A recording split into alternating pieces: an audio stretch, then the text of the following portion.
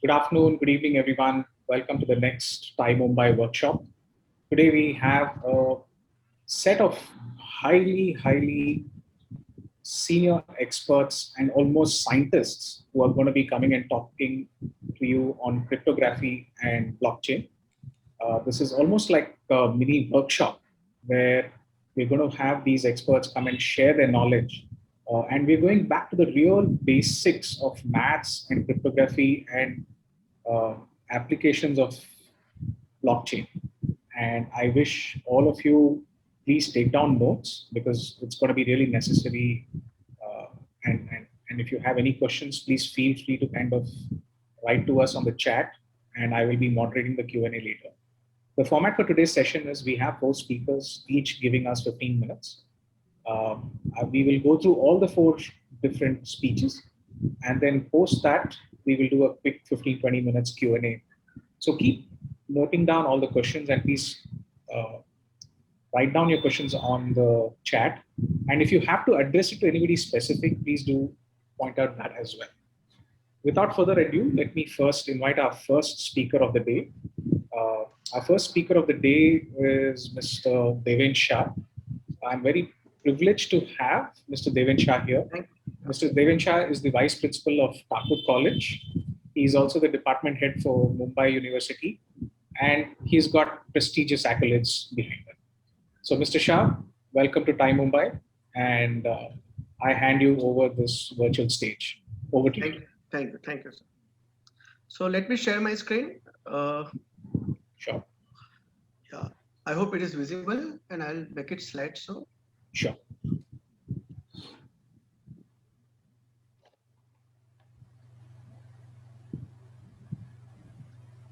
So it is in the slideshow mode, right?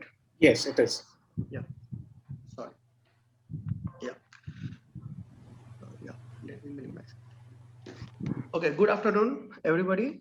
So myself and my next colleague, Kamal Shah, we both have prepared the slides so that to avoid some repetitions.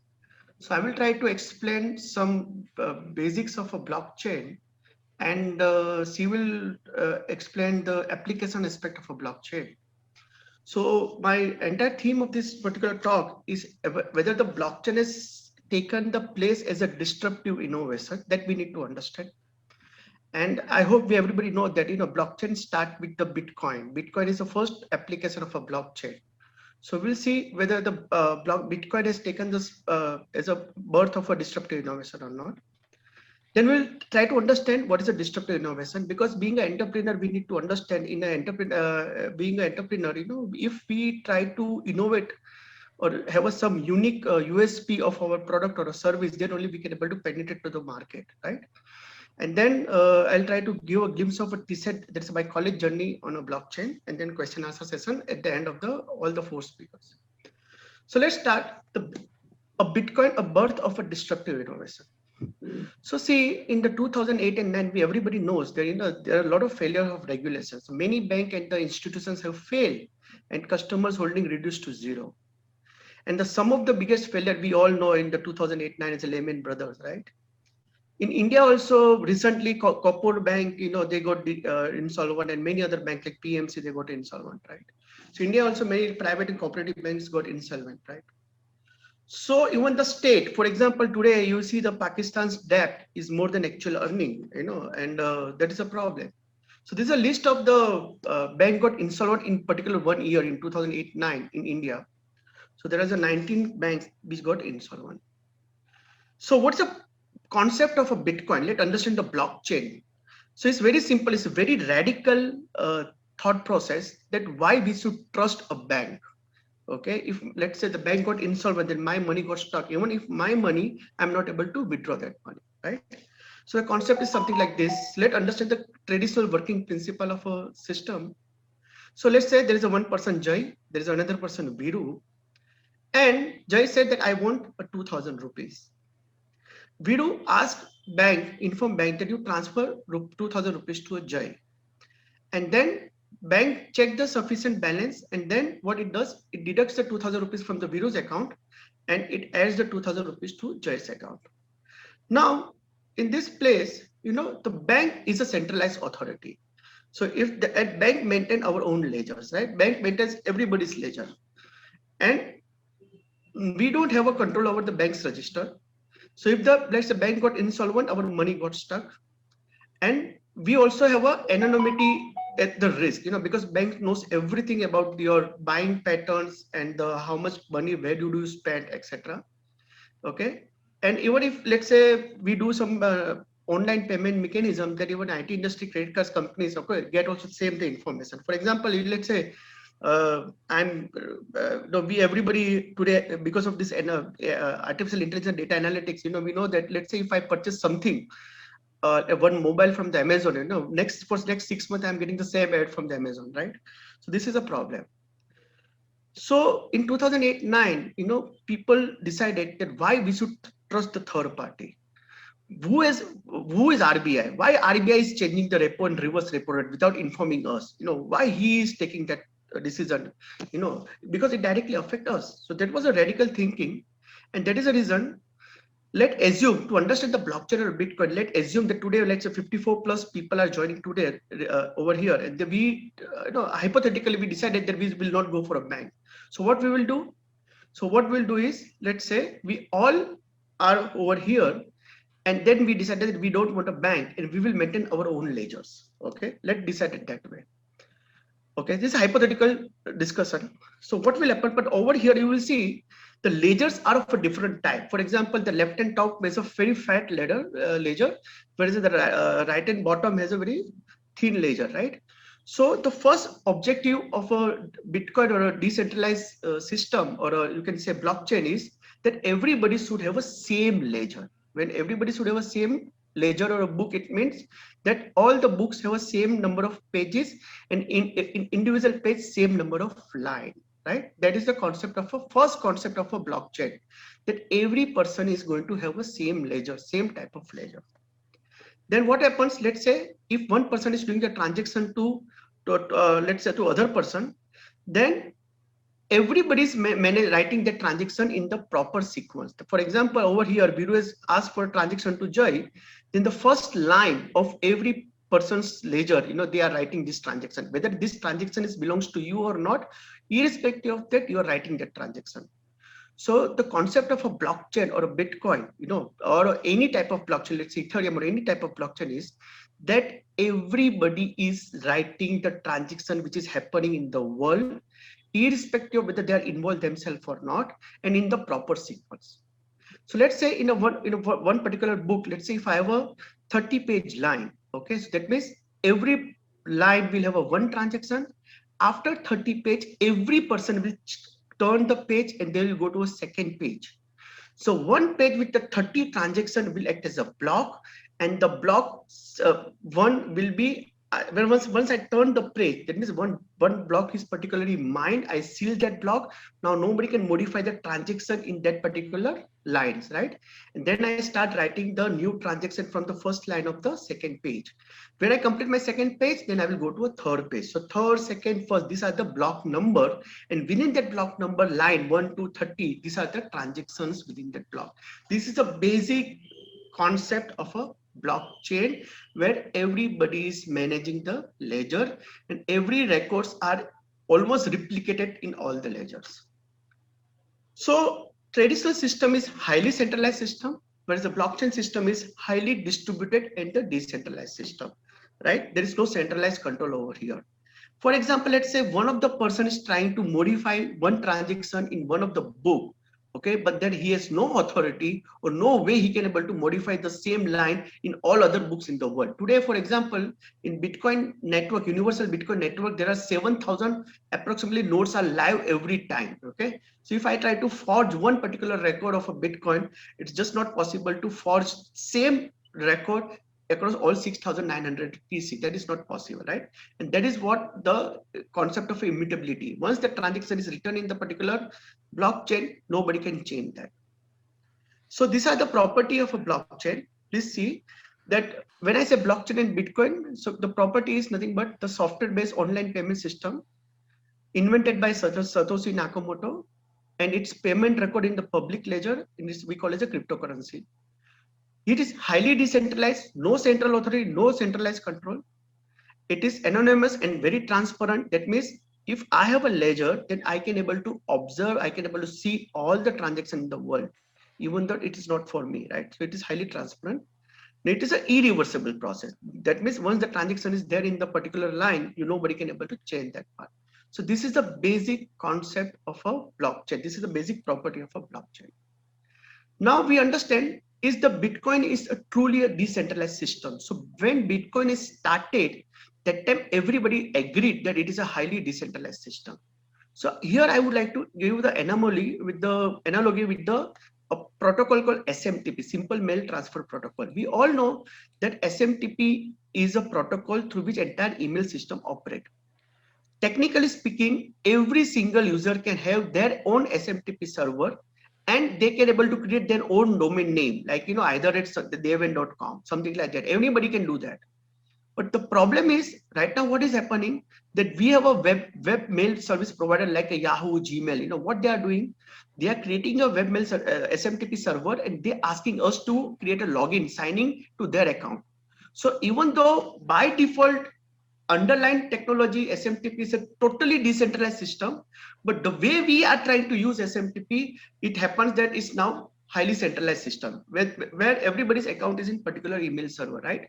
So such threat can happen to even the Bitcoin itself. For example, let's say there are some portals or website like Bitcoin India where they try to allow you to create your own wallet address. So what is happening? Even though underlying Bitcoin blockchain is a decentralized system, but you end up with the centralized person who is controlling everything. Okay, so that should not happen.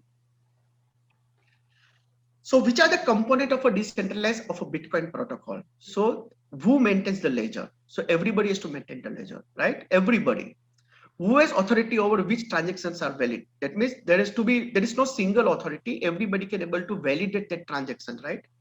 Who creates the new Bitcoin? Okay, so nobody can control that part. Who determines how the rules of the system change? And how do Bitcoin acquire exchange value? Right now, Bitcoin, everybody knows the Bitcoin exchange value is $55,000 in one particular day, and then again is $50,000. It's highly volatile, right? So these are the question which will make whether this particular system is highly decentralized, which is actually desirable property, or somewhere it is trying to go centralized. For example, who creates new Bitcoin? China, for let's say, for example, they are using lot of mining system through which they try to see to that they only have a capacity to mine the Bitcoin and generate a new Bitcoin in the system, right? So if some country which is very rich, if they try to create such a environment, or they try to create such a, let's say, system, okay, that you are moving towards the centralized, which is not good for the system. Now, technically speaking, as per the system in Bitcoin, by 2140, you have maximum only 21 million Bitcoin. You can't have more than 21 million Bitcoin. That is a protocol says, right? So my question is very simple. If 1 rupee is equal to 100 paisa, why not 1000 paisa? Why? Because in Bitcoin, 1 Bitcoin equal to 10⁸ paisa. So why government is not making 1000 paisa? So that is a thought of a process, a radical thought that we all need to understand. Okay, and this will help you to create your own innovative ideas. Okay, to solve some issue related to a real-time example through a blockchain. So let me tell you. Let's understand what is a disruptive innovation. So what are the characteristics of a disruptive innovation? Then we'll see whether the blockchain has actually achieved that or not. So disruptive innovation is what? Smaller company with the fewer resources are able to change the established giant incumbent businesses, right? So incumbent business focus on improving their service or product for their loyal or demanding customers as it allows to maintain the profit of the business. For example, Samsung. So Samsung has a lot of range of a product, but their mainly focuses on improving the quality of a product, give the more features like the 108 megapixel in the S21 and S20 product, right? For the to give the best service at this product to a loyal customers, right? That is what the Samsung and Apple does. Whereas incumbent work on the sustaining the innovation to make the good product better for satisfying the existing customer. So there are some examples which I have mentioned, like for additional blade in the razor, a new feature of a mobile phone. Whereas disruptive innovation, when it happens, when the new entrant using a disruptive innovation target those overlooked segments, gaining a foothold by delivering a more suitable functionality frequently at a very low cost. So that is what we have seen the Carbon Mobile 5 years back, or Micromax 5 to 6 years back, right? The new entrant then move upmarket, delivering the performance that incumbents mainstream customers require while preserving the advantage that drove their early success, right? And when the mainstream customers start adopting the new entrants offering in volumes, the disruption is occurred. In sense, the mainstream customers, let's say, leave the Samsung or Apple mobile and start adopting the very powerful, let's say, Vio mobile or some other mobile, then disruption start happens, right? So disruptive innovation originate at the very lower end or a new market footholds. Now this is very important. This concept is very important for us like entrepreneurs. We need to understand that we need to disrupt some innovative, incumbent business house, right? So this diagram is very simple. For example, the blue line says this is the high-end market where the established giant organizations, they are working on this part. Where the red line says these are the new entrant, what they do is they try to serve first the lower end customer, and after they get the foothold, they're moving towards the mainstream customers. Okay, and the disruption happens when even the, let's say, the mainstream customers start adopting the lower mobiles or novel companies data or products. So this is a concept of a disruptive innovation. Okay, with this keep in mind, let's understand whether blockchain has happened or not. So is the blockchain is a disruptive innovation? So as we know that disruptive innovation doesn't catch on with the mainstream customers until the quality catches up to their standards. So first of all, you use a Carbon or a Micromax mobile, even though if you are habitual of using the Samsung provided, the quality of that mobile is as good as the Samsung, then only you will use it, right? Similarly, in the blockchain technology, the customer, in over here, who are the customers? Bankers, okay? They are the customer. The biggest customer of the blockchain adaptability is the finance fintech industry, right? Now, will they going to use the blockchain for their product delivery, right? They only will use if the quality is catch up to the their system. Current system is highly ERP based system, okay, which they are using with the highly secure cryptography primitives, okay, for all the transactions. Now, if they are able to achieve that, then blockchain people can able to adopt, right? Now, over here, the first, sorry, Mr. 2 more minutes. Yeah, first problem is the scalability. Scalability means the problem with the quality is the scalability. So Bitcoin is only able to handle 7 transactions per second, whereas Ethereum and Visa is 4,000 transactions per second. And this is the biggest problem. That is the reason people are still not accepting blockchain as a disruptive innovation. But what I'm trying to say is that today with the COVID-19 situation, people started using a blockchain for the solving the major issue in the supply chain management, right? So yes, blockchain is right now not a disruptive innovation, but they are moving towards that. Okay, they are moving towards that, right?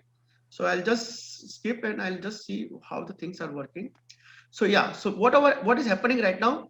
Okay, people were blockchain started in 2009 with lot of possibility of a disruptive the entire financial system, but that has never happened. Still the current financial system is intact, but people started now using blockchain. In fact, the bankers started now using blockchain for the cross-border transaction. So this is a best example of the cross-border transaction, right? So instead of use a blockchain, effectively reduce the reconciliation cost in the security clearing in the settlement. So today, bankers like JP Morgan, other people, they started using blockchain for the high clearance and the settlement, which were problem in the current system. Okay. So this is the idea in TSET. Yes, we are using blockchain for all type of real-time problem, and my colleague Dr. Kamal sir, she will highlight more on this part. Okay. So I have done myself. Thank you. Thanks, Dr. Shah, very much. We'll now move on to our next speaker, which is Dr. Kamal Shah. She is the Dean of R&D at Thakur Engineering College. She has got about 25 years plus experience, and she's also involved with Startup Center TSET, as Mr. Shah just pointed out. Dr. Kamal, welcome, and over to you for your part of the presentation. Thank you, sir. I think Devin sir has to do stop share. Is the slides visible? No, not yet. Yeah.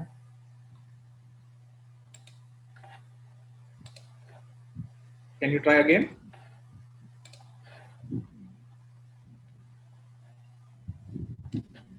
Yeah. Visible now? Yeah, you need to go to the full screen, but it's visible. Yeah, that I'll do. Okay. So as Devin sir said, it's a technology. Now my talk basically is concentrated how entrepreneurs can leverage this technology for their businesses, or suppose they have one particular startup, they can start a new vertical in their own business, or they can modify their existing way of doing a business using this particular technology. So there are two possibilities, and I have made some presentation. You can see in both the directions. So either way, you can take the advantage of the same. Very interesting. We'll be looking forward to this. Thank you. Let me start with a small story. Like when we were very young, we have heard this story of the ant and the grasshopper. And at that time, the moral of the story is that work while you work and play while you play type of a thing. But in today's scenario, what I can see that all of us, like those who are having an entrepreneurial mindset, we are like the ants. We should see the opportunity and the things which are going to happen in the future, and we should start working from today. So when the technology get the maturity, we get the maximum benefit out of it, and we are never the grasshoppers who at the time of maturity of the technology do the intervention and then they don't get anything. So I consider all of us, those who are the entrepreneurs, like an ant who is working in the summer, collecting the food for the monsoon season. So what is an entrepreneurial mindset? Basically, we all have that we have a passion. That's why we are the entrepreneurs, job creators. We are the people who have thought from our heart, and we have listened to our heart to start the business. We develop the skills, experience, knowledge. So everything is there as an entrepreneur with us. Today in the seminar we have joined, so what we will get? We will get that a new technology or the new opportunity in terms of the blockchain, which is knocking our door, how we can leverage the same. Now, this is some statistics like how the various country and the economy they are growing. As our Prime Minister continuously say, 5 trillion economy, we want to achieve that target. I have just shown the comparison for the next few years. Now we are at the 2021. You can see that the interventions of the blockchain is very little compared to the US and China. But now gradually you can see the acceptance of this particular technology is increasing in our society as well over next 10 years, and there is sufficient market and various sectors in which we can apply a blockchain. So there are like the percentage shows that the applications, like as an entrepreneur, you can think about developing some kind of a startup in this domain. So the applications of identity and the credentials verification, those kind of area, the blockchain have a penetration up to 5%. Then traceability type of the environment, you want to settle the claims, insurance, those kind of the sector will have a 41%. Then security and payment, as sir has explained how in a COVID we all have started using digi payments and how blockchain can help. So the payments are 13.2. Then smart contracts, like whatever you are doing and those MOUs and all, you can convert into smart contracts, that is 1.2. And loyalty and reward, they are 1.6. So these are the areas in which we can just explore the possibility of starting a new venture. So it is not like only big business houses can adopt this technology. This is a technology, it is made for everyone. At your own level, at your own organization, you can apply the technology, or you can have technology solutions which you can offer to any MSME to multinationals. So it is a technology for all. So these are some of the sectors which are going to be penetrated through this technology: finance, IoT, healthcare, insurance, supply chain, quality control, education, and many more. So let us say that in a cloud computing, we have heard software as a service, platform as a service, and networking and security or information as a service. Now the new terminology has been added, and that is blockchain as a service. So you can provide some solutions which are readily available, developed by you, like a software, and then you can offer your own blockchain to some company or some application where they will put all the records on your blockchain, having trust in you.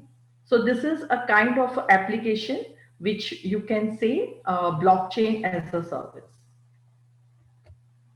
The second one is a sovereign identity or universal identity. So many of the time, like I'll give you an example. Suppose you have a bank account in 5, 6 different banks. Then after every year when the KYC need to be done, you have to produce same Aadhaar card and PAN card to each one of the entity wherever those KYCs are needed. So instead of that, if there is a blockchain available and the user have kept the data on that, then year by year, unless and until you change the data, it is available there on the public record and it can be easily verified. So it simplifies the KYC process. Second major issue is for the refugees, because we have seen there are many disturbances happen globally and people migrate from their own country to other country. So many of the time they don't have the valid documents because of any kind of disturbance happen to their own country.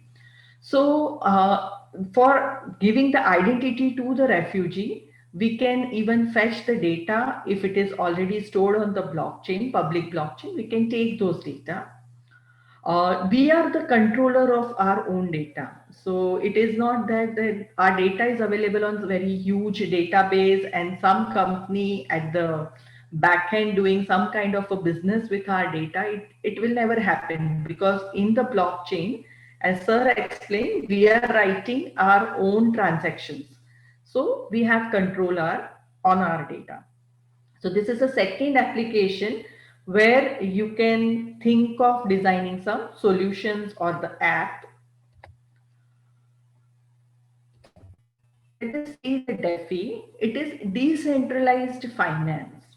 So here what happened, there are many disadvantages, you can say, for the centralized system and the banks.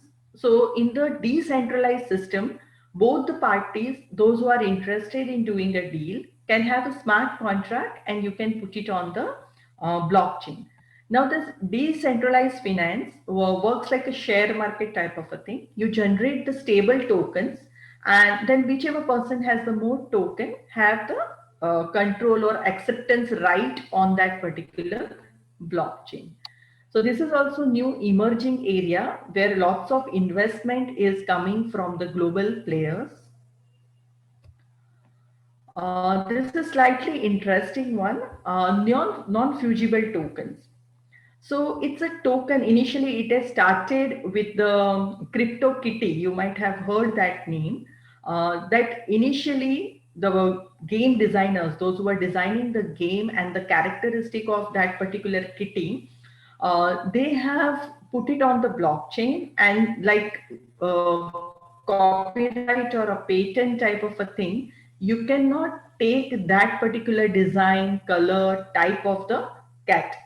And then it become very popular that you can even store or you can sign your digital assets, whichever is unique to you. It can be an art form, it can be some content developed by you, it can be anything. What you think is very precious, very unique to yourself, you can definitely take NFT token for the same. And last year, this particular trading was worth of 250 million. So still, it's a new concept, it's evolving concept. So we can definitely put our hands into it for the better benefits. So it's a blockchain gaming, like the people, those who are developing the games for the blockchain. We have heard till now the games only for either education or entertainment purpose, but there are blockchain gaming startups also. So in that gaming environment, people are investing a lot and they are taking copyright of the thing in the form of NFT tokens. You can even go on the site, you can buy, you can sell your things. There is a trading happening on that particular platform. And now in the news, Indian government has released that we might not accept the Bitcoin or any other cryptocurrency as it is, but there will be a central bank digital currency. And as a country, we are going to have our own digital currency. So they have accepted the concept of blockchain, though they are slightly skeptical about the Bitcoin and its variation and the acceptance. But the concept of blockchain is accepted by the government, even in the finance sector and in the non-finance sectors. So the NIST body, which is a government body for implementing this blockchain into all our country. So what they want, that Indian blockchain developers should create a decentralized application. So they have agreed that now it's a time that we should go from centralized to decentralized, similar to Ethereum and the smart contracts, but it should be slightly regulated and consumers should be protected, because in the past we have seen few frauds also happening and the consumers have lost their financial or might be bank accounts and all. So that's why they feel that there should be a kind of regulation. So it is decentralized, but somewhere that centralized control should be there on the system. So that is what the government is intent to do, and where we have lots of opportunity to take. Now let me take one example how the things exactly go. Let us say that we have a automobile insurance, might be a car you have, and every year we take a insurance. Whenever there is accident, we met either our car do some kind of the accident or we met with an accident. So at the end, when we want to claim, sometimes it is zero death insurance also, but still at that time what you want hospital records in case of injury. You want all the police reports, FIR, where the matter has happened, how quickly you have registered the FIR, something like that. All the evidences on the spot, the photograph, the damage of the vehicle, something like that. And your KYC data, like your Aadhaar card, PAN card, license, those kind of the data. That is one more agency. After submitting all these documents from various agencies, it will go to your respective insurance agent. And what insurance agencies are doing currently, they use all the systems, whatever they have, but ultimately the control is there with some officers or some kind of the signing authority who approves the claim, and then that claim is given to you. So in this, total 4 to 5 different agencies are involved to clear one insurance claim where you are a genuine person who has paid that particular premium for that year. So how blockchain can help, like, so let us say there is a sensor on a vehicle. As soon as you bang your vehicle, the data is collected in a real time. Automatically the alerts will be generated. It goes, or might be if there is a damage or a theft, alerts are generated. Those alerts are given to the system, and the smart contract can, there is a smart contract between you and an insurance party. They know how much is your limit, and in this kind of a situation, how much should be given back to you. They immediately inform the paramedical team, towing services, and simultaneously the launch of processing of the claim also happen. So the things are happening in parallel instead of happening serially or taking a time. So here you get ease of clearance of your insurance claim. Now, the second most impacted region, or you can say more unstructured type of a thing, is healthcare insurance. Whichever hospital you go, they have their own way of handling the insurance. And even insurance companies also have lots of paperwork need to be done. And you can see that now that awareness has come into the people, more and more people have started taking insurance because medical facilities have increased their cost. So people are putting money into the insurance market. How the blockchain is helping, that let us say you want to change your hospital, you want to change your doctor, might be sometimes the diagnosis is changed, any kind of the process, the data is centrally available on the blockchain. So what happens, it saves the time and it improves the transparency. There are less chances of having fraud because you cannot tamper any data. Once you have submitted the data, you cannot tamper the data. So these are some of the advantages how blockchain can enter into the insurance claim. Dr. Kamal, 2 minutes. Yeah. So like MSME and startups, like under Atmanirbhar Bharat, we know that we are encouraged by the government. So in the manufacturing industry, any manufacturing industry, how we can use blockchain technology. That supply chain management is a very good example, which we have seen during the COVID. And you can track and trace, see the pattern of your customers, and it creates the quality checks and procedures. You can have your procedural documents, put it on the blockchain so that nobody can modify it.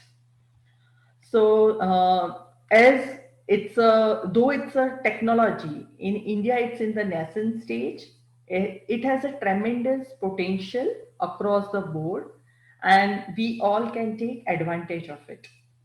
So thank you so much. And I think questions we will take at the end of the session. Sure. Thanks, Dr. And doing stop share on my side. Thank you, Dr. Kamal. That was really useful. It was so simple, very well explained and articulated.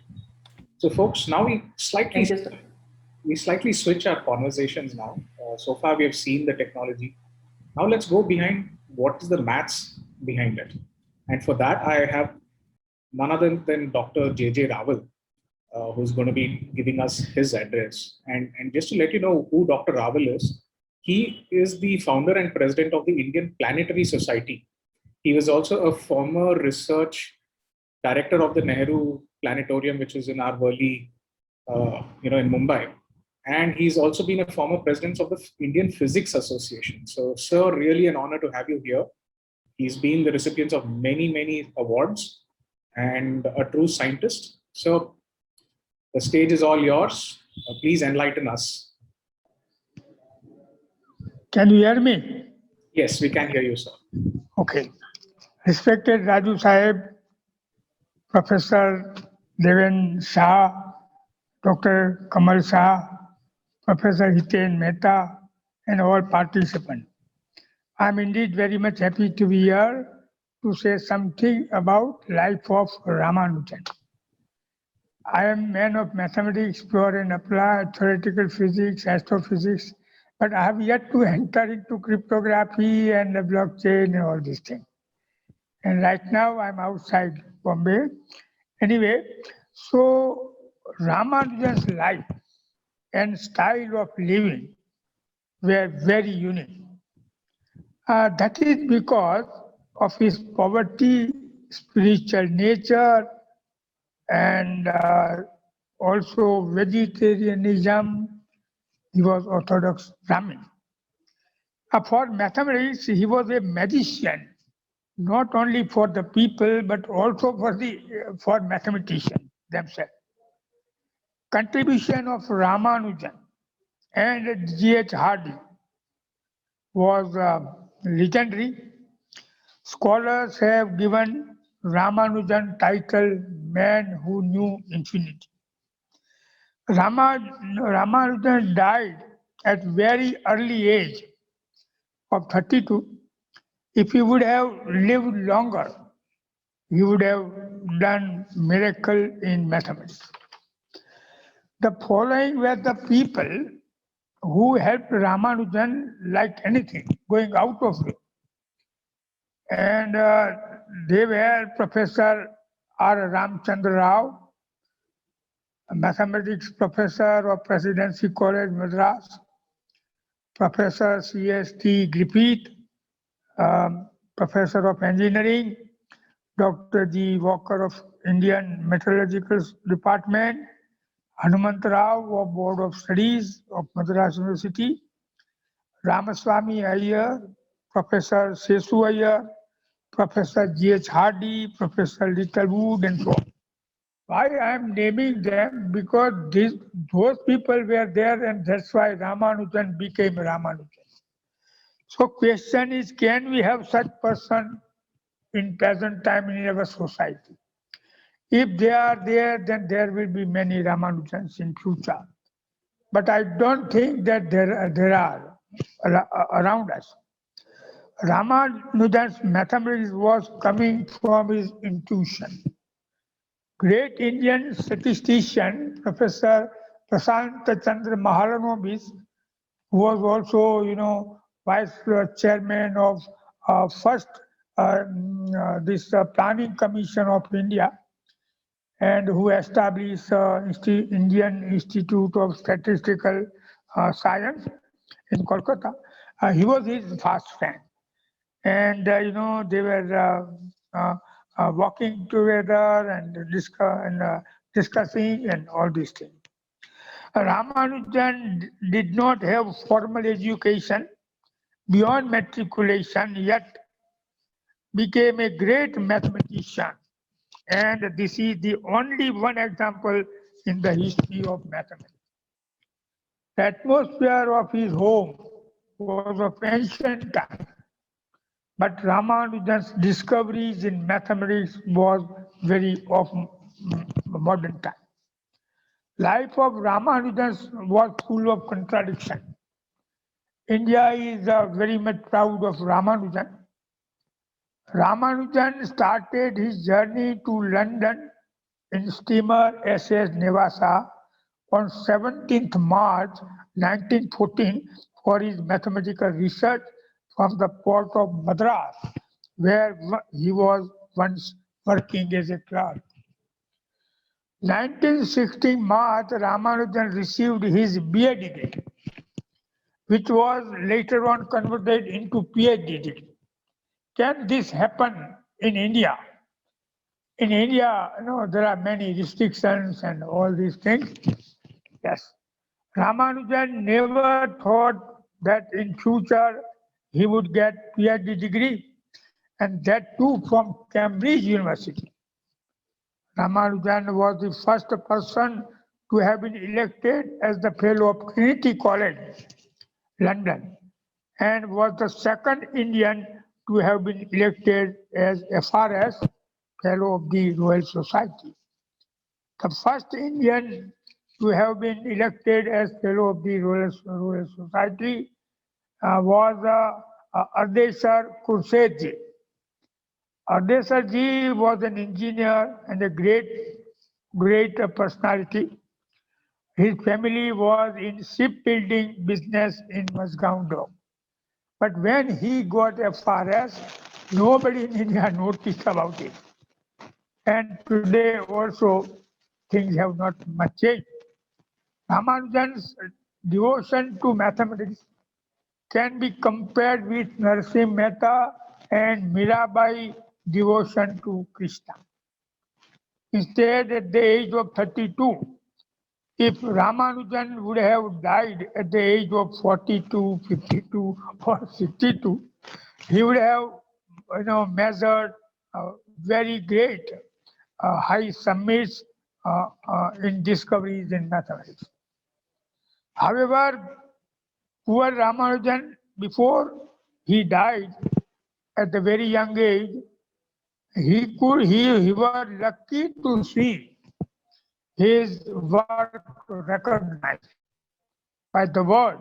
by the world of mathematics. When Einstein died, doctors have taken out his brain for studies. If the doctors of Ramanujan would have done that, he would have come to know from where he was getting intuition. And intuition can come from from mind, but how to convert it into a true solid theory is altogether different task. Ramanujan's mathematical discoveries are used in particle physics, string theories, cosmology, partition theory, and to get value of pi for billions of figures after decimal point. The memory of Ramanujan was very powerful. He could remember value of pi after decimal for many, many figures. Same is the case with E number. When pi is multiplied by a very large astronomical number, value of pi for billions of figures after decimal point is very much essential. Otherwise, we cannot get correct answer. So this is why pi is very important. And after decimal, there must be one figure, two figure, 10 figure, billions of figures. So this is very important that was done by Ramanujan. And it is very sad situation in India that we recognize our talent only after foreign countries recognize them. Even today, the situation has not changed very much. If Hardy would not have recognized Ramanujan, Ramanujan would have died unrecognized. In India, so many Ramanujans have died unrecognized. Even today, there are many such Ramanujans waiting for recognition. And Ramanujan actually, right from his school education, he showed his talent in mathematics. And because when one teacher said to the students taught to the students that when you any number, if you divide any number by same number, you will get 1. It means 1 by 1 equal to 1, 5 by 5 equal to 1. Then Ramanujan asked that if we have number 0 divided by 0, what could happen? What number we get? And that is very difficult answer, because it is indeterminate or so to say infinity. So Ramanujan actually was very poor, and he was inspired by Loney's book. The Loney's book was the first mathematics book that he could get, and then Professor Carr's 6,000 formula, and he mastered them. But he was actually giving proof in slate. But then he was rubbing it out because he did not have money purchasing paper. And therefore, but his memory was very powerful. At any time, he could produce any theorem that he proved and formula. So Ramanujan's life very illustrious. And Professor Subramaniam Chandrasekhar and Professor APJ Abdul Kalam, they actually praised work of Ramanujan. Very, very, very tragic life, still very great life. And up to the last breath, Ramanujan worked in mathematics. And so his house now is actually memory,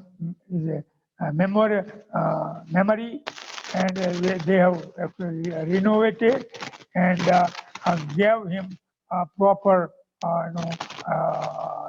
shape. His wife was Janaki Ji, and he was there up to 1987, 100 years of Ramanujan's birth, and he was there, and her sacrifice was very great. So India is actually recognized for sacrifice for others, and this trend should continue.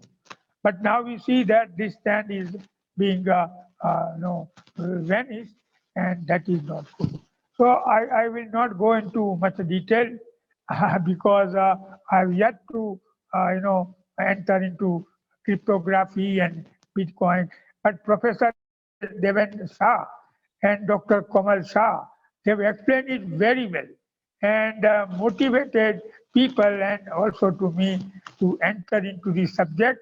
And Professor Hiten Mehta is actually our scientist in our society, and he has been very hard working for Ramanujan's work, modern equation, and so on. Thank you very much. Thank you, Dr. Rahul. It was truly an inspiring story of Mr. Ramanujan, and we hope to live up to his standards and keep his glory alive. And we promise we will do that. Thank you. Now, folks, moving on, our next expert, Mr. Hiten Mehta. He's an expert in information technology, cryptography, cryptocurrency, and blockchain. He's a BSc engineer from US and a seasoned IT professional working for the past 35 years in blockchain and cryptography projects. It's indeed an honor and a pleasure to welcome him and share with us his part of this session. Mr. Mehta, are you there? Yeah, I am here. Over to you, sir. The stage is yours. Thank you. I welcome everybody. Now, I just want to add one personal note that my title is Modular Equations, Securely Computing and Communication. We have been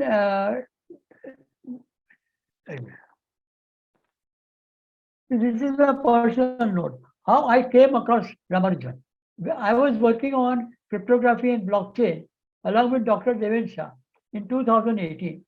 We all had read about Ramanujan since college days, but we never knew what were his techniques. We knew he's a great mathematician. There are so many articles written on Ramanujan, but nobody says how you use Ramanujan to solve your problem. Now, that was a big point of always coming up, but we forgot it for 30 years. And then when I started working on blockchain and cryptography, most of the mathematicians, many mathematicians who were working on cryptography and blockchain used to refer to Ramanujan's works. That sent a trigger in my mind. That what are I missing? That if all these mathematicians are referring to Ramanujan's works to enhance their ideas, and believe me that all the cryptography that we see today in ECC, Ramanujan has played a very big role, though it's a background role. It is not that he has stayed there and he has done it. Now, just to give an idea, most of these mathematicians who studied Ramanujan in the 1920s, they wanted to also know, just as Dr. Rahul said, how was he working? What was his intuition? And they went to the point of studying Sanskrit grammar at that particular point. That by studying Sanskrit grammar, maybe we get some insight into Ramanujan's working. And this is how things started. So this has also made me, really think about Ramanujan's mathematics. And that is where we started coming with modular arithmetic. Now, what do I mean by modular arithmetic? Today, India's population is 1.4 billion. That is, India's population is 10 digits, 1.4 billion, or 36 bits. Now, if you assign 2048 bits to every individual, just to fill out Aadhaar card or this income tax form or any other form, you have to assign 2048 bits. Then how much data will that be? That will be running into more than 128 bits. Now, how are you going to handle such huge data? Today's computers cannot handle such big databases. They will just hang up. We are all aware of it. So now here comes modular equations that play a role into solving this problem. So now, what does the modular equation do? Modular equation takes the database and converts it into something else. And it divides and it creates what are known as verifying keys, proving keys, witnessing keys from the database. So you don't have to process the whole data. You have to process only part of the data. And this is where many governments have started doing research. This gives tremendous promises in the sense that the data will be processed in 10% of the time than what it is taking today. And this is working at a scaled down version. I'm not talking about at the version which I am discussing, but it is working at a scaled down version. This thing, this modular equations. And this is where it started working, and a lot of people are doing this. Now, see, what is the main advantage of modular equations? That you communicate securely and you compute securely. Both the things you can do simultaneously. This is one of the characteristics of a modular equation. You can do both the things at the same time, and any other program you want to try, cryptographic program, blockchain program, you have to use these two as separate procedures. So you can just imagine the overhead that is there. If you use, and so this is how we do it. We have a proving key, a verifying key, and a communication security. All this thing is done in the sense that put of the same data is always. So we come to a crux of the problem, and one of the basic application of this dual nature is, verifying a data. So you can have a big database, you send it to the cloud for computing. And then after you get the data back, you want to verify that the cloud has done it correctly or not. The amount of resources you want to spend to verify should not be that much as the cloud. So what is the procedure? That is, you set up what is known as a verifying key before the data is sent to the cloud. And when the cloud returns the data, you run it through the verifying key, and the verifying key can tell you whether the data is valid or not. Imagine what you process on the cloud can be verified on a mobile. It is as simple as that. Now, same thing with encryption and decryption. Same thing, that encryption is a probabilistic procedure and a decryption is a deterministic procedure. This aspect of computation is done very well by modular equations. The more thing is that we have to study this. Today people are running away from maths, but maths is all fun. If you start understanding these aspects, you will understand the duality of numeric theory very clearly. And how Ramanujan was very good at this. What we come to the point is that mathematics consists of many fields: algebra, arithmetic, geometry, number theory, and all sorts of combinations of mathematics are there. Very rarely a mathematician knows all the fields. Ramanujan was an exception.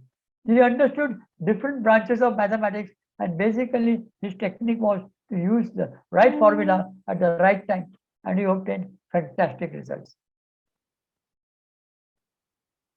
He calculated what is known as a pi in 18 digits. You can imagine 18 digits is like 64 bits, more than that.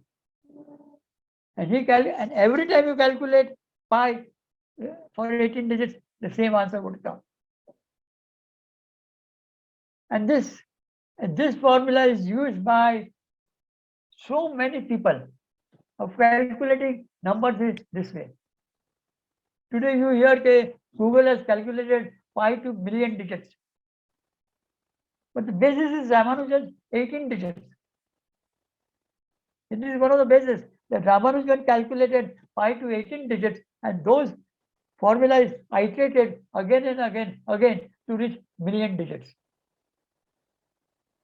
And we have today a very prominent mathematical program called Mathematica, Wolfram Math, uses Ramanujan's calculations of this type of calculations for tracking their internal results in Wolfram Math. Wolfram mathematics programs, MathCAD and everything comes out of Wolfram Math. You use Wolfram Math, and they say that they use Ramanujan's mathematics to track the values. And you can, if you go through the website, you will just see the amount of information they give you. And now Ramanujan was studying all these things. He discovered a lot of theorems. He discovered a lot of theorems that were already known, and he achieved. And this was going on and on for time. So this is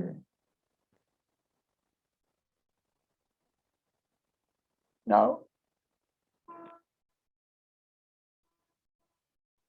And see, I have put a equation. Please bear with me for some time with this equation. This equation which I am showing you is the basics of cryptographic equation. If you want to understand cryptography, ECC, RSA, or any other algorithms of cryptography, you can go through this equation, and this equation will demonstrate to you what is happening in cryptography. And this is only the tau function, and this function is used again and again. It's a treasure trove.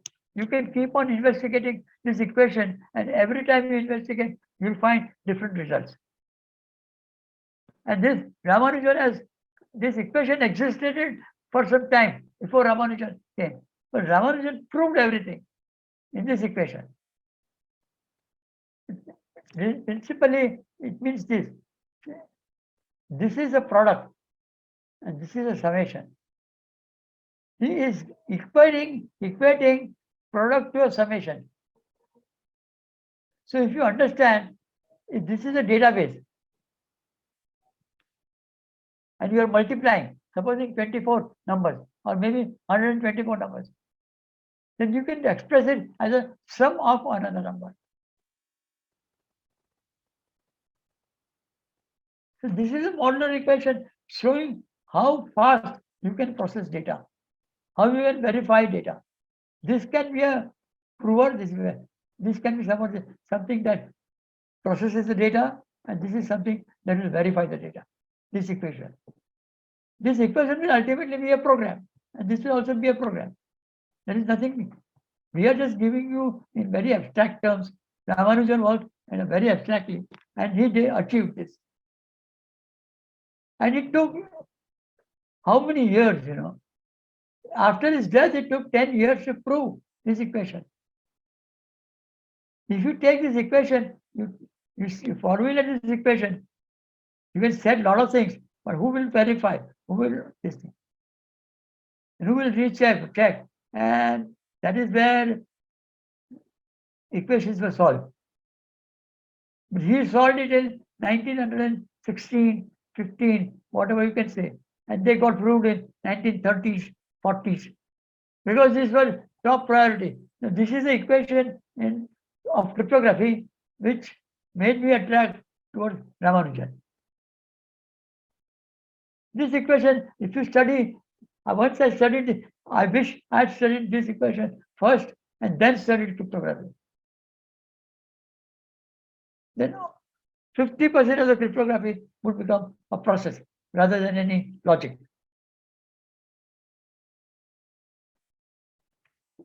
So this equation also describes how errors are distributed. Lot of things. You can find a lot of things from this equation. It is not difficult at all today, because this has been proven again and again by many groups and mathematicians. It is not something that is new. But we try to behave as if does not belong to us. It belongs to Indian. This is an Indian work, Indian original work. This is not work done by somebody, some foreigner only.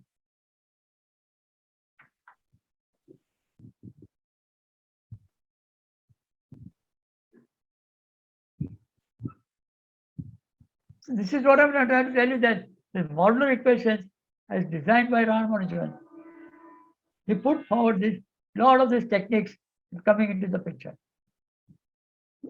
This is, he has devised 2,500 such techniques. Here I'm talking about only one technique. If you go through his books, there are so many techniques which he has devised. And they are all in public domain. There is no patent charges, there is no legal fees, nothing involved in it. You can just pick out of the book and write a program and start working on it. It is as simple as that. You might be thinking, if you want to use any ECC type of cryptography, you have to use patents. You have to think of the legal consequences. Ramanujan is nothing. He has not patented anything. He does not claim anything on him that he has done it, and nobody else has done it. Forget about it. It's all in public domain. His books are available today, and this is where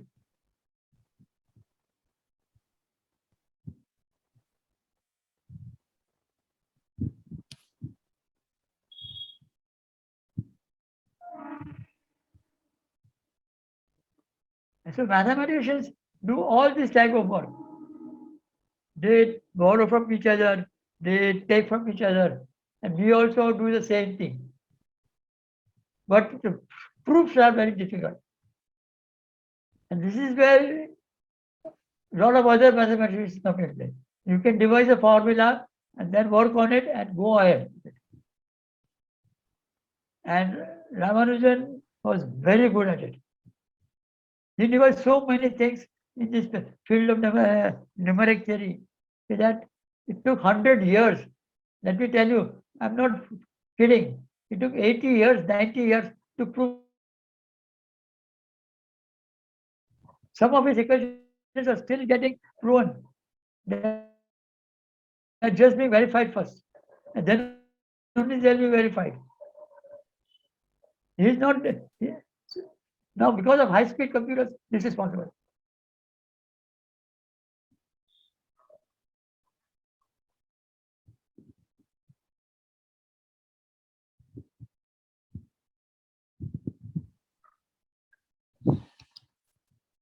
So now you we come to the point.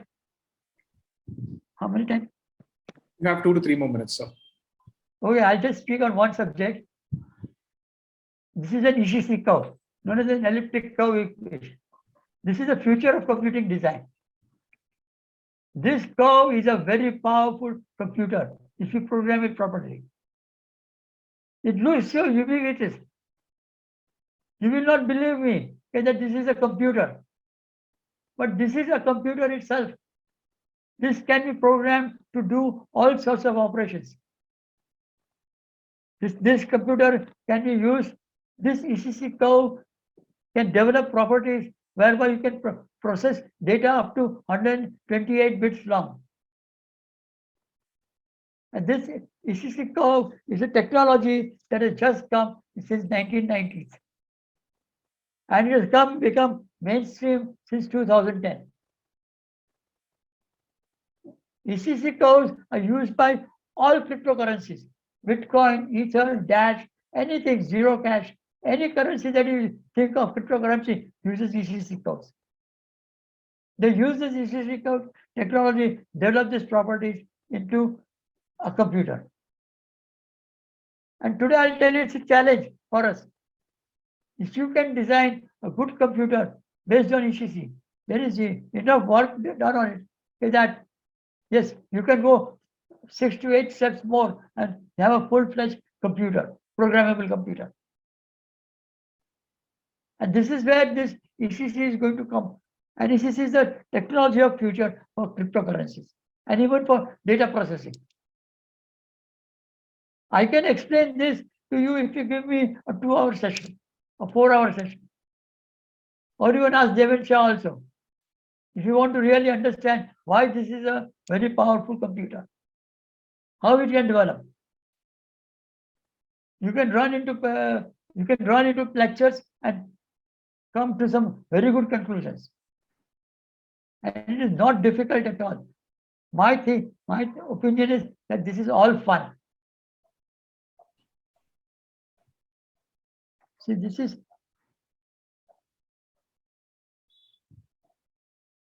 is one thing that I want to say. Why ECC is so powerful. Most of you are engineers, high school graduates, or you know what an XOR gate is. An XOR gate is this. Now, if you want to add one bit in binary fields, ECC field, this is the logic. But in a regular computer, regular microprocessor, this is the area.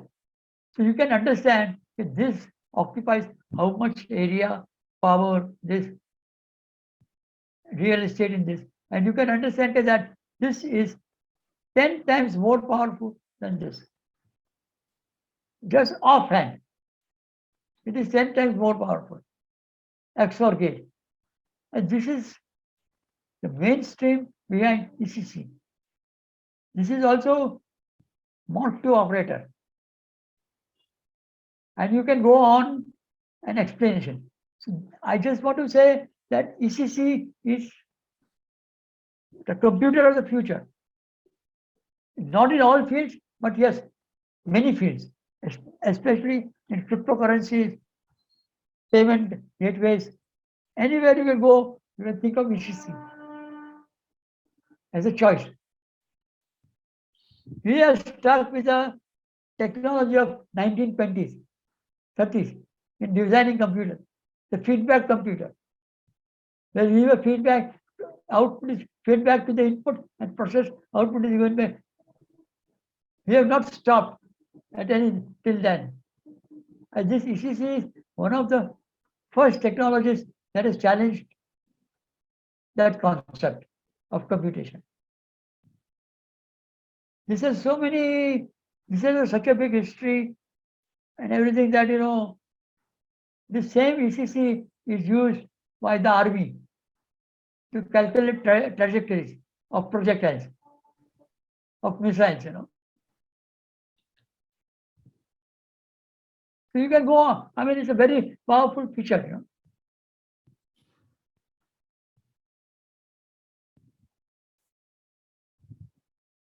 Now, I just want to come to the last topic is digitization of maths.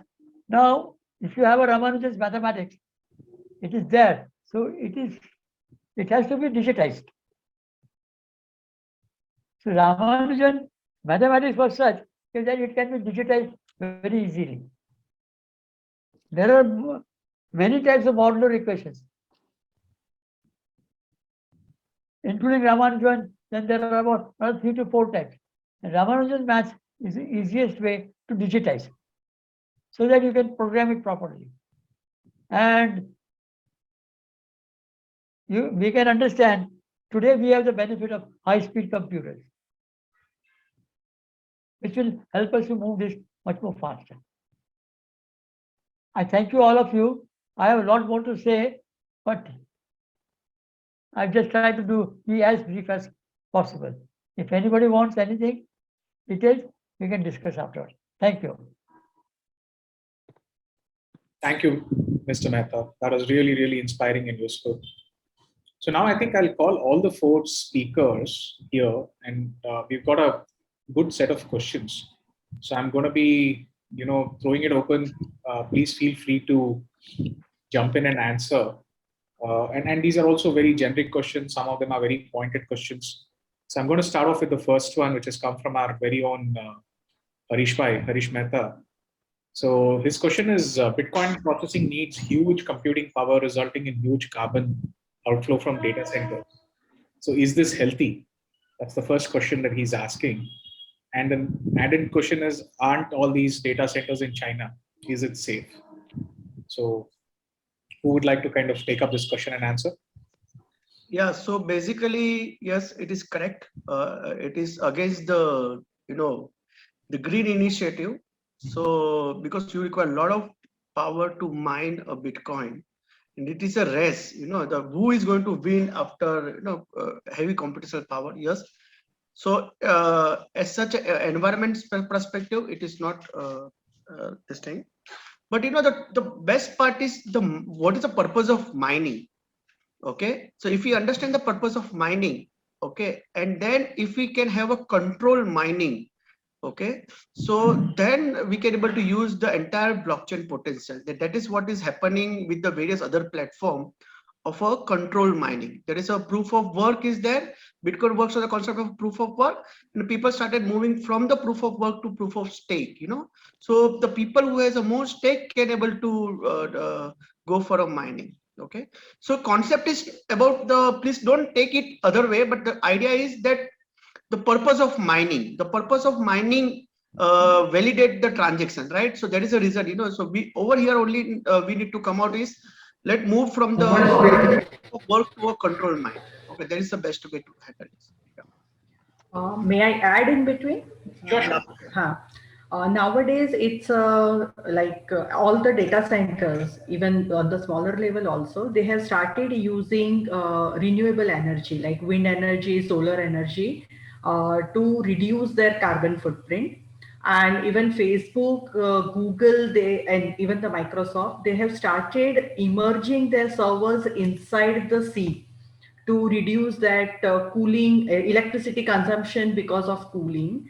So yes, wherever extensive power consumptions are there are standards for carbon footprints, and towards the green IT initiatives, the big giants are taking very good steps also in that direction. So definitely even blockchain calculations also, those kind of standards will help.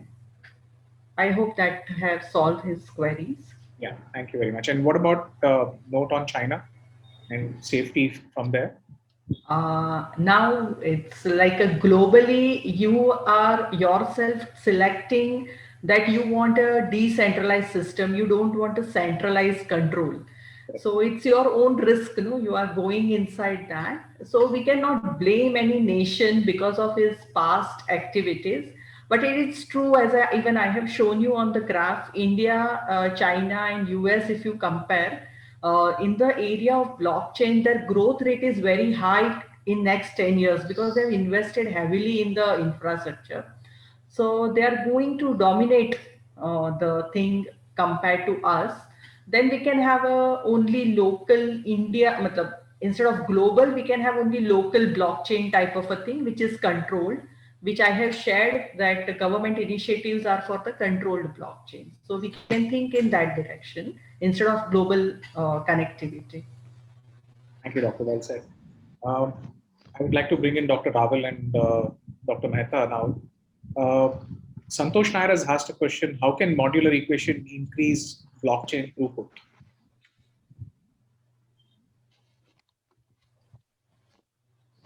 Dr. Raval? Yes, Professor Hiten Mehta will answer. He is the right person to answer that. Okay. Dr. Mehta, are you there?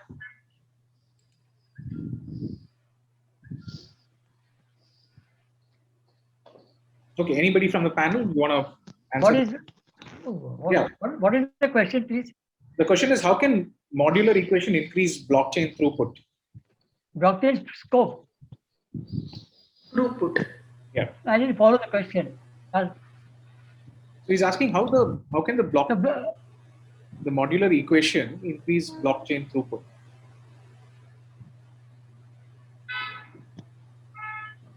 The blockchain, see, modular equations is the theory, is the abstract concept. Okay. Behind blockchain. It's a very abstract concept. Now, I showed you one or two equations of blockchain, of abstract equations, which we can tweak, or as you say, or you can mine, so that you can create parameters from that. Okay. The main thing is today what? Today, if you want to use, say, RSA cryptography. Now, RSA cryptography has many types of codes, many types of behavior, but only 10% of the behaviors are good for commercial purpose. Only 10% of them. 90% of the curves are not useful. Now, how do you eliminate those 90% of the curves? And that is where modular equations come into picture. Modular equations will reduce this time of finding the right curves with the right factorization, right multiplication parameters. They have to be random. All these things have to be incorporated into the blockchain, into the blockchain keys. And this is where you can think of how modular equations will have. Because modular equations can compute very fast. You can program it to compute very fast. Thank you, Mr. Mehta. Rob, if you can unmute Mr. Deven Shah, he has got to add something to this. Yeah. Yes, Mr. Shah. Sorry, I could not unmute myself. That's yeah. So basically, see, the blockchain throughput is so if you see my presentation, what is the blockchain throughput? Is one way is you can increase the blockchain throughput by increasing the length of the page. So what you can do instead of 30 lines per page, and then you mine. Okay, what you can do is you can increase the length of the page to increase the throughput, right? So that is a one concept. Modulus equations we use, okay, as a mechanism to write in the single line. So it's a mechanism. Okay, so what we need to do is, let's say, we need to concise of 30 page as a part of a one hash function, and then we can, so instead of 30 line per page, I can have a 60 line per page. I just immediately double my throughput, right? So modulus equation we are using to note down the transaction in a single line. That is a concept. Okay. Yeah. So thank you. Yeah. An interesting question has come up to all the four of you. There are requests for suggestions of books on blockchain and modular equations that people can study at a very basic level. If you all could throw a few names, that would be helpful. As far as I am concerned, you can read Ramanujan's notebooks. Okay. Ramanujan, after Ramanujan passed away, his mentor, Professor Hardy, took the task of collecting all the papers of Ramanujan. They were disorganized. He put them together and he formed a group of 150 people. I'm not kidding. I'm not saying anything without my mind. And they started working on Ramanujan's equations and how to publish them, print them, present them. You must know it's a prominent, not a prominent, monumental task. There are people who have spent their whole life after this, and they have written about 16 notebooks on Ramanujan. I'm not talking about biographical sketch or something like that. They have written technical stuff and also analyzed the technical stuff and also introduced the technical stuff. The best way is to get those books. Are not expensive also. They are available. And there are a lot of other books on modular equations. On modular equations, people should not get confused between modular arithmetic and modular equations. They are two different things. But of course, if you know modular equations, you will know modular arithmetic. But if you know modular arithmetic, you will not know modular equations. So you have to be careful of what you do. Thank you, Mr. It's fine. There are a lot of books available. You can just go on Amazon, Ramanujan books, and get all the notebooks that have been published. Thank you. Mr. Shah, you wanted to add some? Yeah, see, the thing is, you need a very important knowledge about the cryptography primitives which we use for the blockchain. Okay. So if you can search on the cryptography primitives for a blockchain, you will come out with various books. My preference is Mastering Bitcoin, second edition, which is a very book even for the novice person can able to understand the cryptography primitive if they can refer to Mastering Bitcoin. There's one book which a person can start with. Yeah. Thank you. Next question is on the regulation, and this is more pointed to Dr. Kamal. Do you think BAS, as you have pointed out in your presentation, will become politically accepted in India now? As I said, the concept of blockchain in principle is accepted by the government.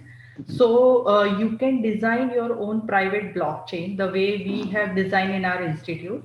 So then you can give the whole blockchain to one industry for their internal usage. Like if they have multiple plants across the India, they can have a connectivity, they can put all the documents needed on that, or might be smart contract with their vendors they can do on that. That much has no legal issues in it. And that insurance company now they are heavily investing. So it's legal only. Government is going to accept those things. AXA Insurance has heavily invested in the blockchain for healthcare insurance. Thank you. No, let's say I want to add. See, when the blockchain started, that time there was a synonym. DLP and the blockchain both are the synonyms. But today, people are taking two differently. They are saying DLP is a distributed ledger system, and blockchain is different.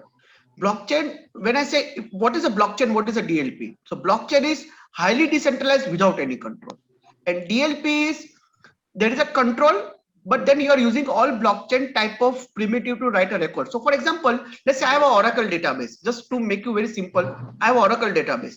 Who stopped me to store the data in the encrypted form? Number one. Second thing, who stopped me to say that nobody should be able to delete this data? Okay. So what I'm moving, if I start configuring my even the simple centralized database in such a manner that it behave like a blockchain type of environment, right? So such system you can put on the BAS server for the closed organization. It is possible. Yeah. Thank you. I think I'll ask one last question to all of you. Are there any software platforms and IDEs that startups can go experiment on and try out building something over the blockchain? Absolutely. Immediately you can start with Ethereum. Okay. In the single laptop, you install Ganache with the Node.js and the Web3 interface, and we can start working on the proof of concept immediately. Yeah. Okay. So There are a lot of applications. So, sorry, Mr. Mehta. Yes. Yeah, there are a lot of applications on even including Bitcoin, Ethereum, both of them. You can payment gateway. You can set up a payment gateway. Experimentation is required. It can be done very fast. You can might as well just put your PC with about 600 GB and download the main course and start working. It is as and everything is so well documented in public domain that you will most of the time get started very fast.